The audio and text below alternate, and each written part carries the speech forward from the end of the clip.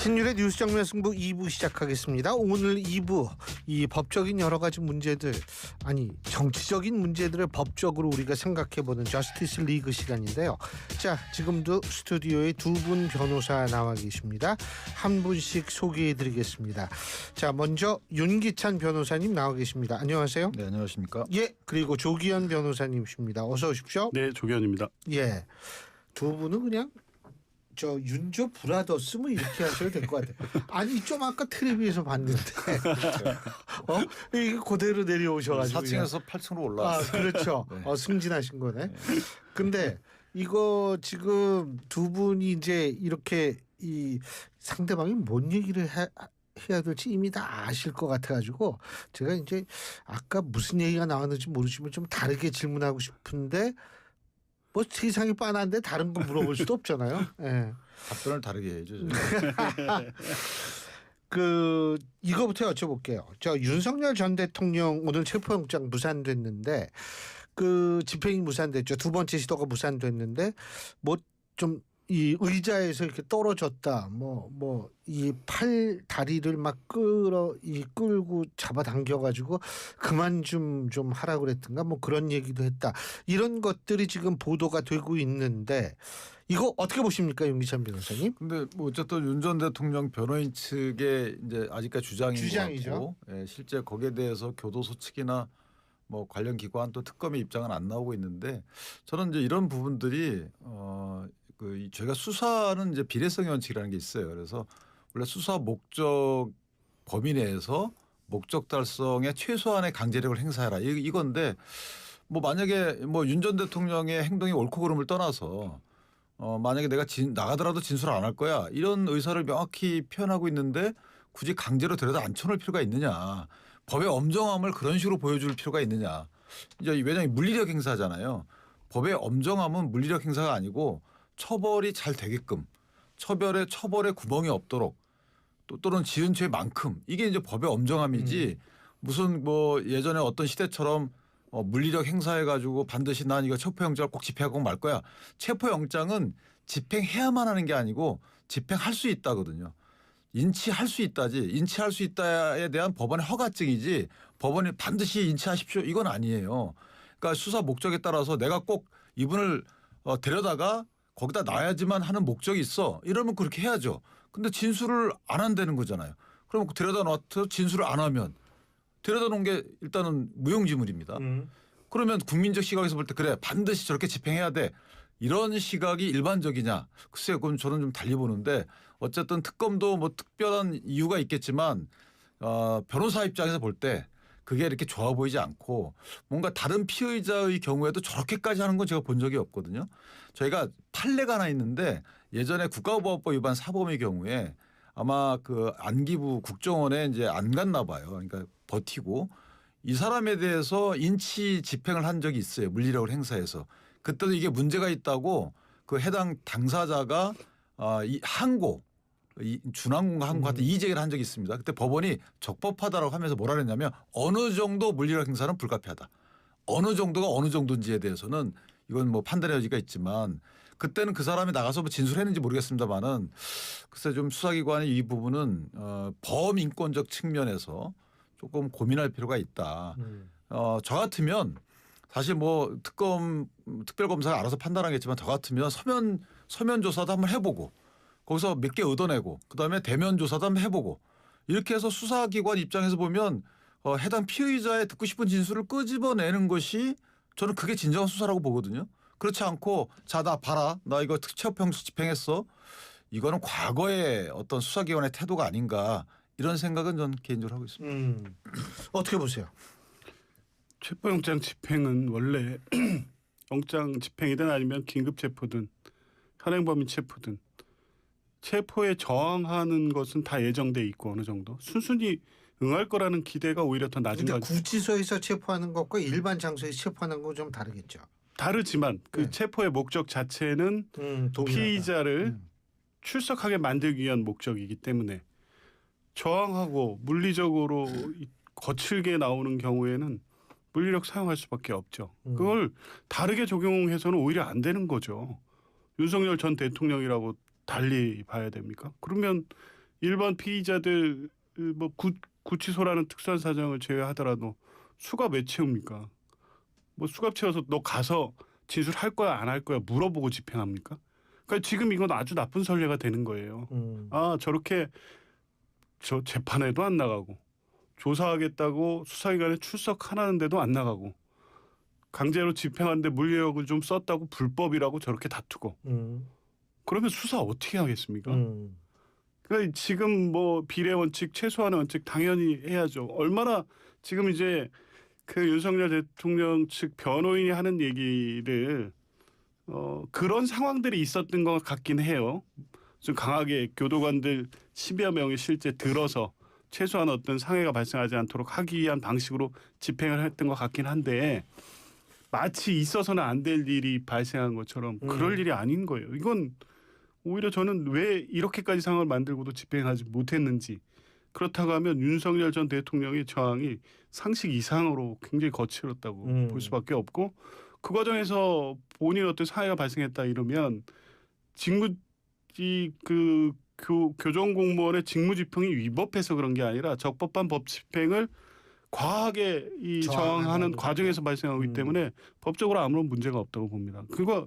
이건 법 집행의 엄정함을 세우기 위해서라도 당연히 해야 되는 거고요. 그러니까 구속된 피의자에 대해서 형사소송법에도 직접 이 경찰관이나 검찰 수사관이 직접 이 수용된 피의자를 끌어내지는 못하지만 교도관 통해서 하게 돼 있고 교도관의 정당한 법 집행을 거부하는 경우에 강제적 수단을 쓸 수도 돼 있고 형집행법에도 뭐가 안 되고 뭐가 문제라는 거죠. 저기 변호인 측이 이걸 가지고 어떤 문제 제기를 할지는 모르겠지만 법적으로 아무 문제가 없다고 봅니다. 근데 이게 약간 위험한 게 일단 교도관 그러니까 형수법에는 판사가 교도관에게 구금돼 있는 이제 구속영장을 집행할 때 교도관에게 지휘할 수 있어요. 그런데 판사들은 강제 지휘를 한 번도 하지 않습니다. 예를 들어 재판 진행 중에 안 나오는 피고인에 대해서 끌고 나오라고 하질 않아요. 이런 식으로. 그런데 하물며 판사보다 법적 지위가 다소 낮다고 보여지는 이게 높고 낮음이라는 권한의 많고 지금입니다. 인신구속과 관련돼서 직접적으로 권한을 갖고 있는 사람은 판사예요. 그 판사보다 이 인신구속과 관련된 권한이 간접적인 이 검사가 그렇게 할 수 있느냐 이런 문제가 하나 있는 것이고요. 체포영장 집행은 일반적으로 도망하지 못하게 하기 위해서 수갑을 채우는 거예요. 이걸 억압하기 위해서 채우는 게 아니고요. 어디를 끌고 가기 위해서 채우는 게 아닙니다. 원래는. 못 가게 하려고 채우는 거고 증거인멸을 방지하기 위해서 채우는 거예요. 또 하나 만약에 마약 사범 같은 경우에 긴급 체포하잖아요. 그때는 뭐 방망이로 막 유리창 깨고 그러잖아요. 그거는 유해 가능성을 차단하기 위해서 그러는 거예요. 다 목적이 있는 겁니다. 그런데 인치를 하기 위해서 이렇게 한다. 저는 이것은 약간 달리 봐야 되는 겁니다. 역대 인치를 위해서 이 정도 뭐 어느 정도인지 제가 잘 모르겠지만 만약에 윤 전 대통령의 변호인이 밝힌 그 내용이 맞다면 그 정도 인치를 시도한 건 제가 본 적이 없어요. 글쎄 이게 왜 이렇게까지 하는지 이게 적법 유법 여부는 변호사님 말씀대로 나중에 법원이 판단하겠지만 일단 불편하다는 겁니다. 그 상황 자체가. 그 불편한 상황을 연출한 윤 전 대통령도 당연히 책임 있죠. 그런데 유법 여부와 관련된 따질 때는 피의자의 인권, 피고인의 인권 당연히 존중해야죠. 그렇기 때문에 버티는 사람은 공무집행 방해가 안 되는 거예요. 폭행과 협박을 해야지 공무집행 방해가 되는 겁니다. 그런데 이 공무집행하는 사람은 독직 폭행이라는 게 있어요. 어느 정도 범위를 넘어서게 물리력을 행사하게 되면 그건 독직 폭행이 되거든요. 그러니까 우리 헌법 체계에 그렇게 돼 있는 겁니다. 이런 헌법 체계에 기초 보면 이 상황이 어색하게 보인다는 거죠. 왜 굳이 이렇게까지 하는지. 그래서 거기에 대해서는 조금 특검이 만약에 꼭 데리고 와서 본인들이 목적 달성을 해야 되는 이유가 있으면 모르겠는데 일반적으로 없거든요. 왜냐하면 말 안 한다고 하죠. 나가더라도. 그다음에 말한다 하더라도 그것이 증거 능력이 없게 될 확률이 높아요. 공판정에서 이거 내가 이 사실 아닙니다라고 하면 형수법 개정으로 그건 증거가 해서 날아가거든요. 그럼 왜 굳이 이렇게 하는지 아니면 기소하든가 아니면 아까 제가 말씀드린 대로 구슬려서 진술을 받아내든가 통상은 일반적인 검사들은 구슬리거든요. 아니면 협박을 어떤 식으로 하냐면 당신이 이러면 양형이 높아집니다. 또는 다른 거 더 수사할 거예요. 이런 거. 나 구형 높게 할 겁니다. 이런 본인이 갖고 있는 어떤 형사적인 권한 행사를 통해서 협박을 하는 거지 물리적으로 그렇게 하지 않아요. 예전에 홍모 검사라고 해서 예전에 뭐 어느 조폭 관련된 수사를 하다가 한 사람이 죽은 적이 있어요. 검찰청에서. 자, 이게 뭐가 다르죠? 물론 완전히 다르긴 하지만 이 물리적 행사 그만큼 조심해야 된다는 거죠. 그래서 저는 이 문명 국가에서 또는 이 인권을 중시한다는 진보 정부 하에서 이런 일이 벌어지는 게 이게 과연 이게 편안한 것인가 불편하지 않은 것인가에 대해서 조금 법무장관께서도 고민해 볼 필요가 있지 않겠는가 생각합니다. 근데 윤석열 피의자의 인권은 특별한 인권인가요? 왜 특별한 대우를 요구하는지 모르겠습니다. 이런 정도의 사안이 없었던 건 이런 피의자가 우리 50년 현대 형사법 세계에 없었기 때문입니다. 이 중대한 국가사범 내란 우두머리고 지금 관련된 이 범죄 사실만 해도 하나하나 사건이 중요한 사건인데 재판에 갑니까? 수사에 응합니까? 출석을 합니까? 이래놓고 이건 피의자의 권리니까 그냥 국가보안 사범들 안 나간 거 많아요. 아시다시피. 과거에 있죠. 네, 그런데 네. 이제 그건 다른 끌어내서 증거에 가지 않았어요. 다른 증거에 의해서 뭐 확보가 되거나 물리적으로 하지 않았지만 이번 사안은 분명히 다르죠. 그거를 과거에 있던 개별 사건, 조그만 사건에 비추어서 똑같이 취급해야 된다고 하면 지금 윤석열 전 대통령에 대한 실질적 수사 앞으로 아무것도 못합니다. 그러면 안 나간다면 두고 말하지 않는다고 하면 진술 안 받고 그냥 기소해서 아니 근데 안 나가 제가 드리는 말씀은 말하지 않으면 그대로 둬야지 그 진술거부 이거부터 입을 열게 이렇게 물리적으로 하나요? 못 하잖아요. 그러니까 진술거부권이 있는 상황이기 때문에 저희가 드리는 말씀은 자 윤석열 대통령의 행동이 바람직하다고 하는 거 아니에요. 그런데 만약에 본인이 그런 행동을 해요. 근데 수사기관의 물리적 행사에서 들여다놔도 이 헌법상 기본권인 진술거부권에 의해서 말을 안 한다는 거잖아요. 그러면 당연히 안 하겠죠. 왜 들여다 놓느냐? 법의 엄정함을 보여주는 거? 아시잖아요. 이 과정 전체가 검찰 특검의 수사 보고서를 통해서 하나하나의 이 수사 절차에 대해 다 기재가 됩니다. 그리고 가서 갖다 놓고 피의자 진술 조서를 받았는데 묵비권을 행사했다. 그럼 다 내용 기재 하나잖아요.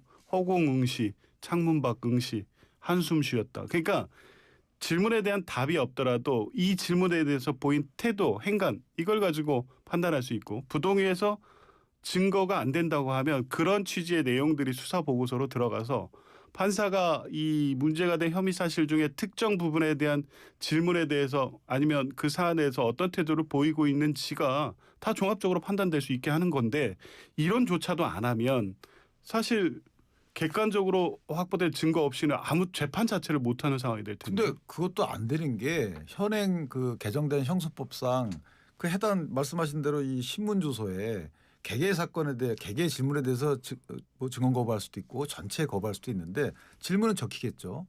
그런데 예. 그걸 증거로 만약에 내용 부인해 버리면 그 피신 조서 자체가 법정에 현출되지 않잖아요. 그렇죠. 그러니까 아무 의미가 없는 건데 약간 저는 그 특검이 물론 이유가 있겠지만 저희가 볼 때는 좀 불편해 보인다. 지금 조선일보 단독 보도는 윤석열 전 대통령이 구치소 의무실에 입실한 것으로 확인됐다 이런 보도가 나와 있습니다. 조선일보 단독인데 뭐 그거는 우리가 조금 더 지켜봐야겠죠. 근데 지금 이제 오전에는 그 윤석열 전 대통령 이것 때문에 굉장히 주목을 받더니 오후에는 김건희 씨 문제로 이제 주목을 받았습니다. 구속영장 1시에 청구를 했잖아요. 그죠? 근데 우리나라에서는 일반적으로 부부를 동시에 구속하는 경우는 없다. 뭐 이런 얘기가 보도가 되는데 어떻게 보세요? 있죠. 조국 장관 구속됐잖아요. 근데 그 시차로 뭐 동시는 아니다 이런 얘기가 있던데. 영장 청구는 됐었고. 그리고 이제 뭐 재판에 의해서 구속이 됐지만 수사기관은 다 구속하려고 영장 청구했었으니까요. 그 수사를 사실상 지휘했던 게 윤석열 검찰총장의 검사들이었고 뭐 그런 사안까지 포함해서 그때도 말이 많았죠. 이렇게까지 해야 되느냐. 더군다나 그게 뭐 개별 범죄 사실도 아니고 최종적으로 기소된 범죄 사실은 메인은 그 자녀 입학과 관련된 표창장 위조였고 거기에 부속해서 뭐 이 장학금의 청탁금지법이나 이런 개개 뭐 간단한 사안들이었는데 그걸 가지고도 구속영장을 청구했어요.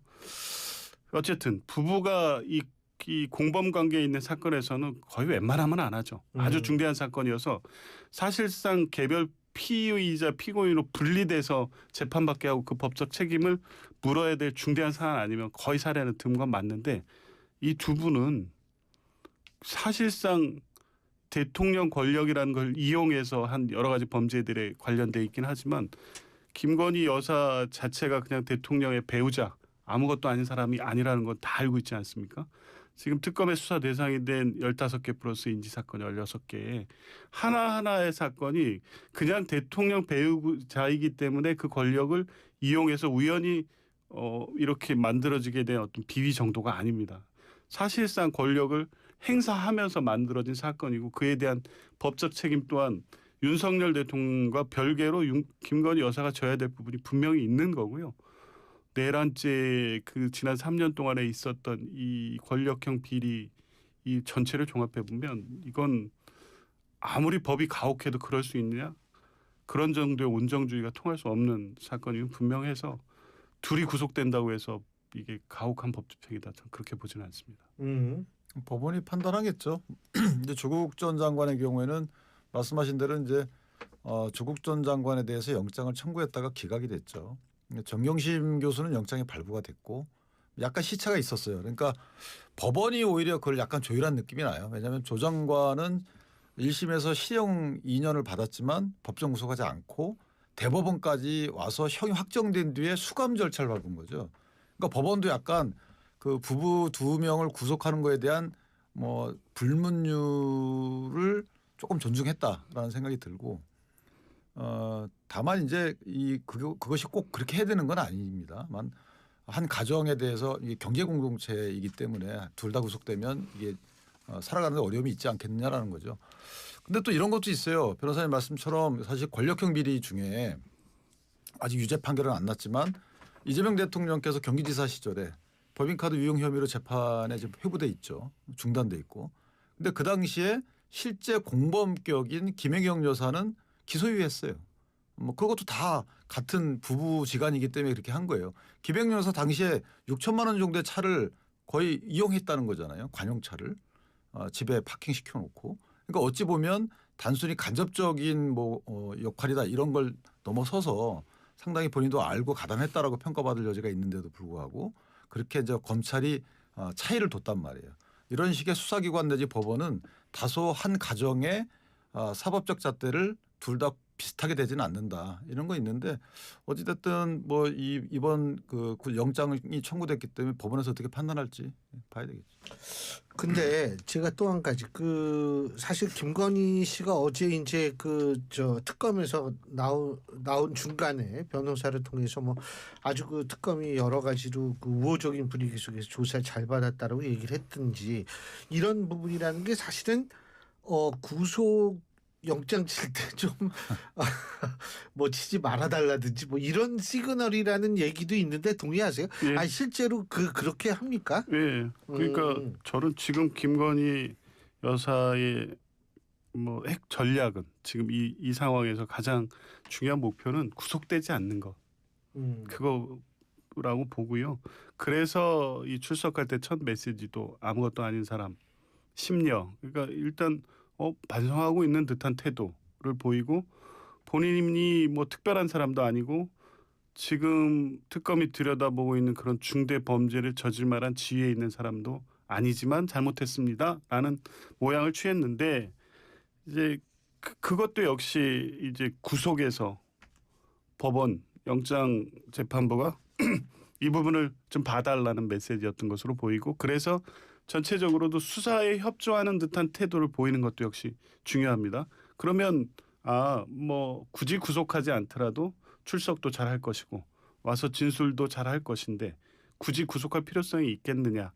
더군다나 남편도 구속됐는데 이 상황 구속의 필요성이 없다고 볼 만한 사정을 만들기 위해서 매우 잘 기획된 모습을 어제 하루 종일 보여줬던 거라고 보는데 문제는 그렇게 한다고 하더라도 지금 혐의 사실을 전부 부인하고 있고 부인하는 내용도 특검이 이 뭔가를 잘못 짚어서 다른 어떤 정황이나 객관적 증거가 없음에도 불구하고 김건희 여사 측의 진술을 통해서만 지금 혐의 사실을 입증할 수 있겠다 이렇게 접근하는 게 아니거든요. 근데 김건희 여사 측이 그 짧은 시간에 100페이지가 넘는 질문을 다 소화했다고 하면 뻔한 질문에 뻔한 답변을 한 겁니다.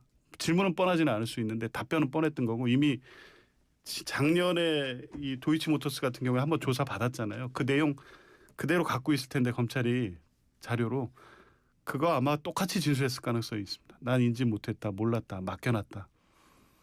그 진술 그렇게 했으니까 빨리 끝났겠죠. 근데 그렇게 진술하면 다 부인하는 취지고 관련돼서 특검은 이미 관련된 증거 인멸과 관련된 정황, 특히 명태균이라든가 통일교 건진법사 관련해서는 통일교 윤모 본부장 등으로부터 상당하게 증거 인멸을 하려고 시도했던 내용들이 확보된 걸로 전 알고 있거든요. 그러니까 수사에 협조하고 그렇게 동정심을 유발하는 모습을 취한다고 하더라도 구속영장의 필요성은 충분히 소명될 것 같기 때문에 12일 날 아마 이렇게 노력했어도 생각했던 결과를 얻지는 어려울 것 같습니다. 근데 김건희 여사 변호인이 좀 특검의 의도를 잘못 파악한 것 같아요. 제가 볼 때. 특검이 보통은 이게 수사를 신문을 할 때 첫 질문이 나가고 거기에 대해서 김건희 여사 측이 답변을 하게 되면 추가 질문 나가거나 다른 진술이나 아니면 객관적 증거를 제시하면서 이거하고 다르지 않느냐라고 해서 추궁성 질문이 나가는데 그게 생각보다 적었던 것 같아요. 그러다 보니 오전 조사에서는 기껏 해봐야 그 새로이 미래에셋에서 추가 압수한 녹음 파일 정도 물어봤겠죠. 예상되는 거였잖아요. 언론에 나왔던 거기 때문에. 언론에 안 나온 뭔가는 오후에 들이밀었던 것 같아요. 제가 볼 때. 이후에 알선 수사에 관련돼서. 그러니까 오전 조사 과정은 생각했던 것보다 무난했겠죠. 그래서 아마 그런 평을 했던 것 같은데 물론 특검도 김건희 여사에 대해서 조사 일정도 조율도 잘 해주고 그다음에 조사 시간도 비교적 짧게 해주고 한 것에 대해서는 변호인 측에서도 그걸 평가할 수 있는데 문제는 조사의 강도나 의도나 이런 것들 관련돼서 약간 생각이 달랐다. 특검이 이미 영장 청구를 결심하고 있는 상황이었던 것 같아요. 그러니까 1시에 영장 청구를 바로 하죠. 영장 청구서를 꾸미는데 시간 꽤 걸리거든요. 이미 꾸며놨던 것 같아요. 근데 그거를 변호인들이 이 멘트를 볼 때는 그 파악을 그 당시까지 그렇게 생각을 안 했던 것 아닌가 이런 생각을 합니다. 자, 또 한 가지 이제 여당에서 주목받고 있는 분이 바로 이춘석 의원인데요. 이춘석 의원 문제 어떻게 보고 계세요? 당혹스럽고요. 입장 나온 대로 근데 너무 당혹스럽다는 표현을 잘하신다. 네? 진심이니까. 근데 어느 정도 사실관계가 확인이 되고 있는 것 같아요. 그러니까 사실 사안 조사를 당 차원에서 시작하기도 전에 탈당을 했고 어느 정도 이제 확인된 사실 가지고 이제 그냥 탈당으로 끝날 수는 없다 해가지고 당규에 따라서 제명 조치까지 했는데 오늘 또 나오는 보도에 의하면 보좌관에 대한 제명에 해당하는 사유가 확인됐다는 보도도 좀 나오는 것 같습니다. 그러니까 수사는 이제 경찰도 바로 착수해서 진행이 될 것 같은데 당에서 몇 가지 확인할 수 있는 내용을 확인한 것만으로도 지금 문제되고 있는 금융실명법 위반이라든가 미공개 정보와 관련돼서 그 투자가 이루어진 정황, 공직자윤리법 위반 등등에 대해서 상당하게 문제가 있다고 본 것 같고요. 그럼 다른 조치가 있겠습니까? 당으로 일단 할 수 있는 조치는 제명하는 것하고 필요하면 더 조사를 해서 이런 일이 발생하지 않도록 하는 것 플러스 그다음에 이제 수사기관의 조사죠. 수사기관의 조사 과정에서 실제 이게 통상 의원들의 부정부패 사건을 넘어서는 정도의 중대 사건이라고 보고 그런 여론이 있으면 의원직 제명에 대한 요구도 있을 거고요. 당에서도 여러 가지 상황을 놓고 법대로 법과 정치적 책임 본인이 다 져야 되고 그 부분에 대해서는 민주당으로서는 할 말이 없고 그 책임지도록 하는 게 맞다. 이런 거죠. 어떻게 보세요? 저는 이춘석 의원 개인의 초점을 맞추면 안 된다고 보고요. 그거는 사법 절차에 따라서 또는 정당 내부 자정정에 따라 흘러가는 건데 문제는 이분이 국정기획위원회 분과장이었는데 그 해당 분과에서 다뤘던 관련 정보를 이용해서 주식거래를 했다라는 의혹인 거죠. 그렇다면 이분만 그랬을 거냐. 여기에 대한 이제 문제의식이 있는 거고 국정기획위원회 전수조사를 왜 부당이득 얻으면 안 되는 거잖아요. 이게 공직자이해충돌법 제정된 게 2021년도고 시행된 게 2022년도예요. 그게 가장 최신법입니다. 공직자들에 대해서. 그러면 그 해당 법이 정하는 절차에 따라서 문제는 직무상 비밀을 이용한 거거든요. 이건 미공개 정보를 이용해서 주식 투자했던 게 아니고 관점을 달리하면 본인들이 생성하고 만들고 했던 그 직무상 비밀을 이용해서 돈을 벌려고 했던 거예요. 그럼 거기에 맞춰서 예. 이분만 그랬냐에 대한 문제의식을 갖고 좀 넓혀보는 것도 좋겠다. 근데 뭐 본인은 뭐 거래를 한 건 아니다. 지금 이런 얘기도 한 것 같은데 어쨌든 그 수사 결과를 좀 지켜봐야겠죠. 오늘 두 분 말씀 여기까지 듣겠습니다. 고맙습니다. 감사합니다. 예, 고맙습니다. 예, 지금까지 윤기찬 변호사, 조기현 변호사 두 분과 함께했습니다.